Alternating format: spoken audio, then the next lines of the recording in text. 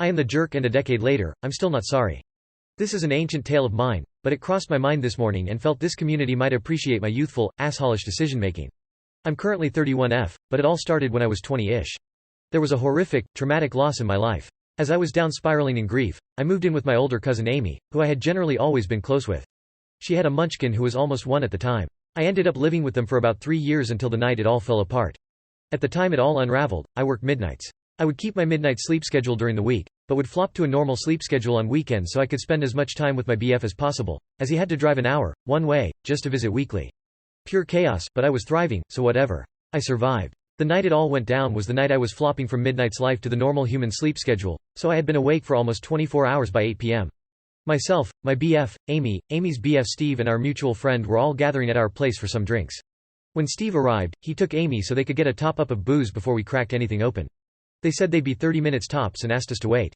40 minutes went by. I texted to see how far off they were. The answer I got was vague. Whatever, Amy is weird like that sometimes. I texted again at an hour.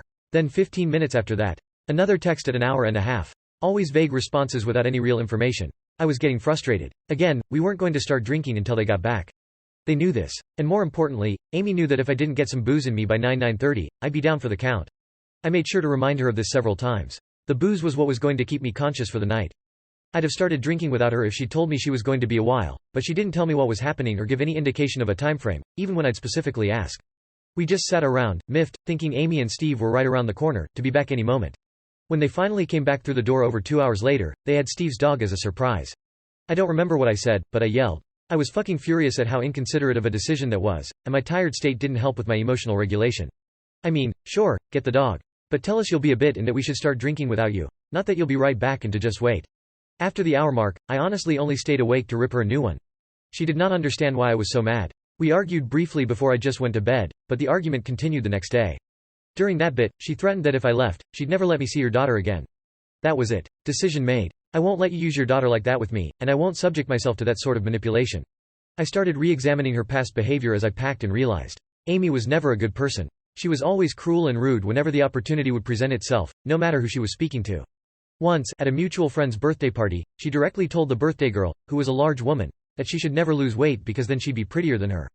Similarly, she seemed very frustrated when I went through an insane fitness shape and was suddenly in better shape than her. Amy never helped with my depression or grief like I'd convinced myself she did. In fact, she pretty much flat out ignored it. Even when I told her I was having thoughts. Amy was a bully. Meaner than Regina George kind of bully. It wasn't the first time she showed her true colors, but it was the first time I could consciously see her for who she was. With all that, and a million other consistently toxic and selfish memories ranging from childhood to adulthood, I moved out within the next 48 hours. But, here's where I become the jerk of this story. I took something that was technically not mine. It was something I'd gifted her a month before for Christmas. You see, I bought a really nice, really considerate and expensive gift for my loving, caring cousin who supported me through many trying times in my life. But while re-examining everything on that last day, I realized that Amy had none of those qualities. She wasn't nice, she was mean. She wasn't considerate, she was self-absorbed. And she was about as supportive as damp cardboard. The woman I thought Amy was never existed in the first place. Since my gift was for someone who apparently didn't exist, I fucking took it with me. I know that it 5000% makes me a jerk, and I don't think I'd make the same choices were I able to do it over, but I still don't regret taking that $1,000 couch with me. It's still in my living room a decade later. Not sorry.